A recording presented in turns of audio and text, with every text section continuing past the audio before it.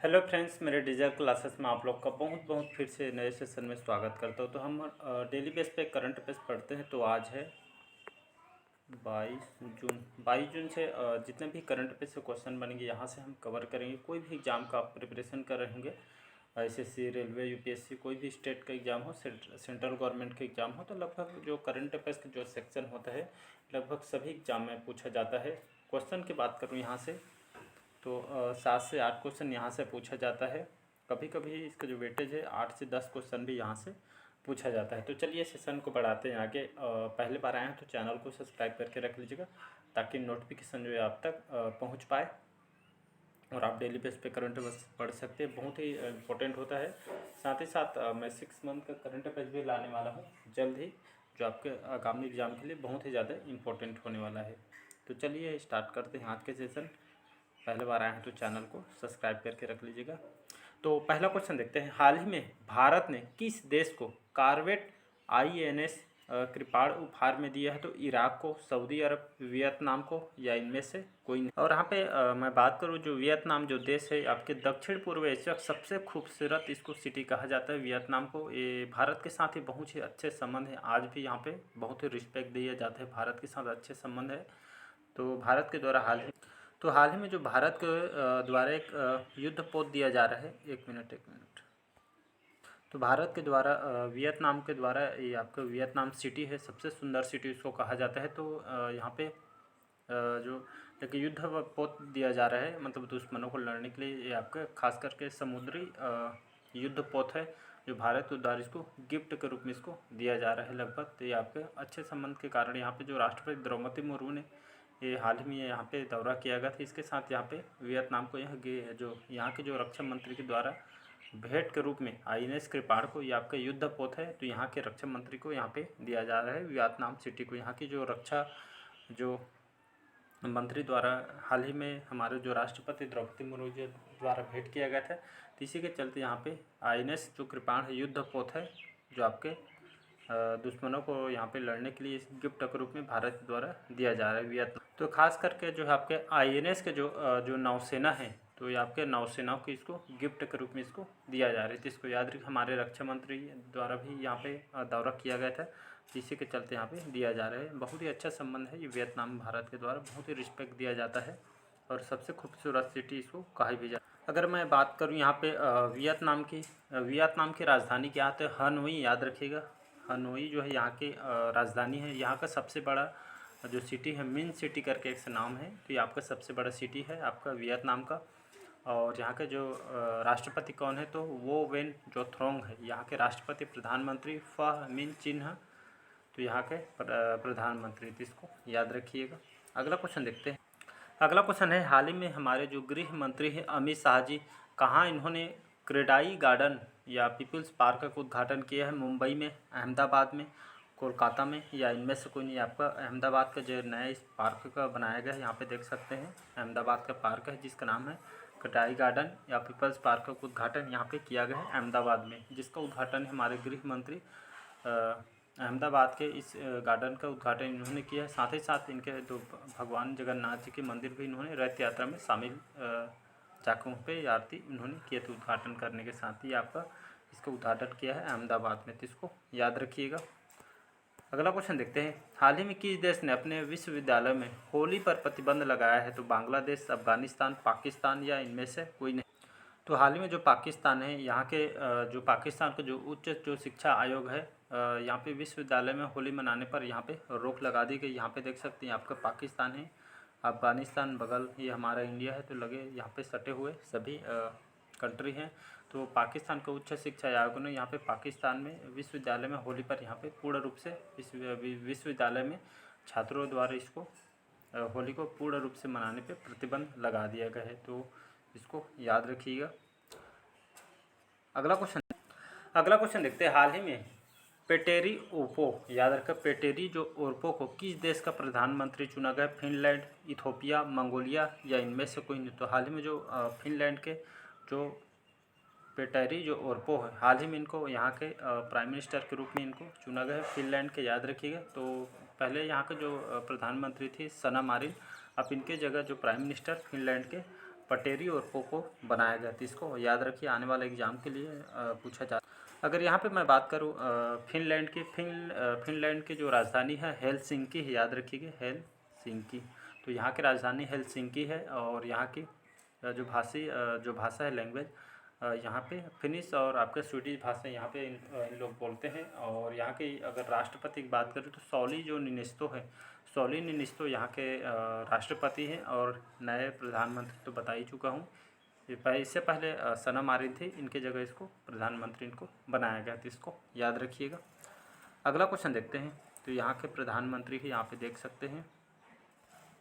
अगला question important question है, sports से क्वेश्चन अक्सर पूछा जाता है। तो हाल ही में कनाडा जो पैरा बैडमिंटन इंटरनेशनल जो इंटरनेशनल चैम्पियनशिप अभी हाल ही में हुआ है कनाडा में, बैडमिंटन चैम्पियनशिप 2023 का, इसमें जो भारत के तरफ से जो प्रमोद भगत ने कौन सा पदक इन्होंने जीता है? तो इन्होंने कांस्य पदक, स्वर्ण पदक, रजत पदक या इनमें से कोई नहीं। इसका जो करेक्ट आंसर जो हो जाएगा रजत पदक, सिल्वर पदक बोलते हैं जिसको। तो हाल ही में ये हमारे भारत के प्रबोध भगत जी, अगर इनको आप स्टोरी वगैरह पढ़ेंगे तो बहुत ही मोटिवेट हो गई एकदम।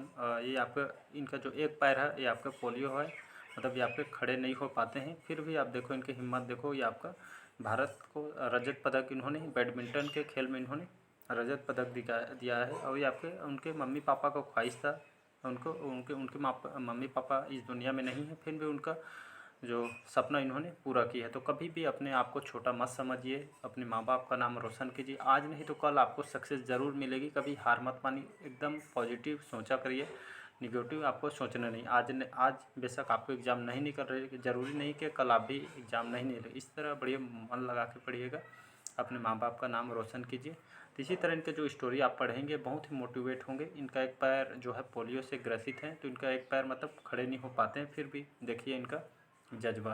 तो भारत को इस बैडमिंटन के खेल में इन्होंने रजत पदक भारत को 2023 का जिताया है। तो इसको याद रखिए, एकल रजत पदक इन्होंने जिताया है, तो इसको याद रखिएगा।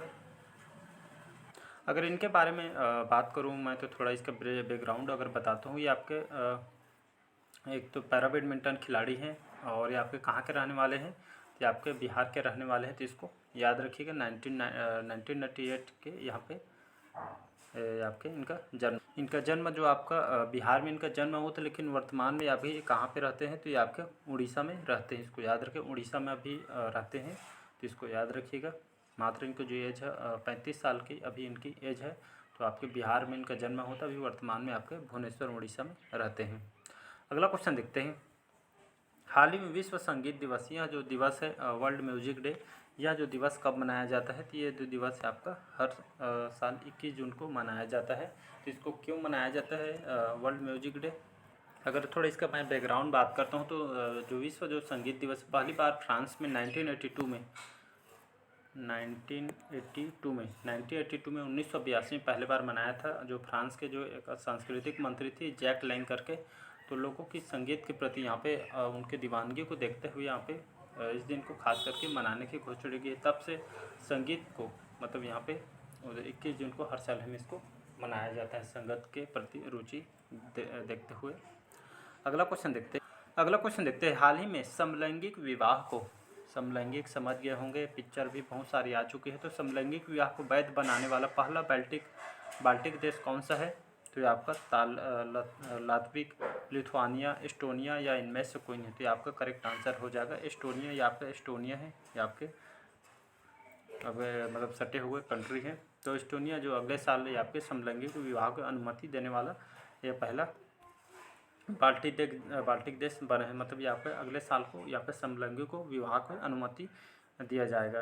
कहने का मतलब है ये आपका वैध बनाने में पहला बाल्टिक देश बना है, तो इसको याद रखिएगा। अगला क्वेश्चन देखते हैं, मोस्ट इम्पोर्टेंट है ये आने वाले एग्जाम के लिए।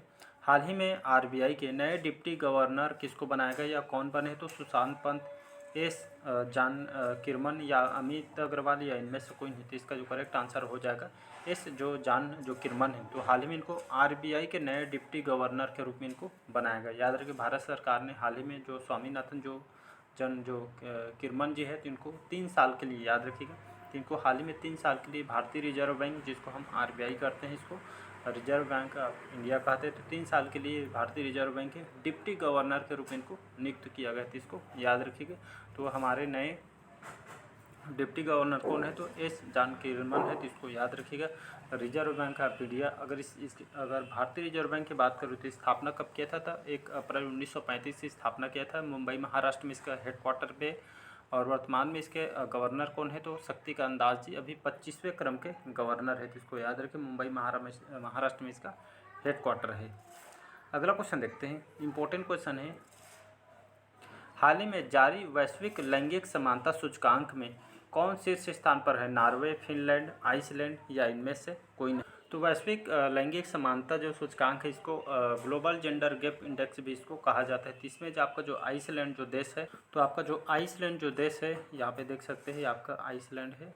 तो आइसलैंड जो देश है आपके प्रथम स्थान पे है वैश्विक लैंगिक समानता सूचकांक में। इसी तरह भारत की बात करूँ तो इस मामले में भारत आपके 146 देशों में 146 देश में हमारा जो भारत है 127 नंबर पे, इसको याद रखिए। 146 कंट्री जो यहाँ पे डाटा में 127वें स्थान पे पहुँच गया है भारत। मतलब विश्व जो आर्थिक मंच इसको कहा जाए, जो वैश्विक लैंगिक समानता सूचकांक में हमारा जो 127 नंबर है, तो इसको याद रखिएगा।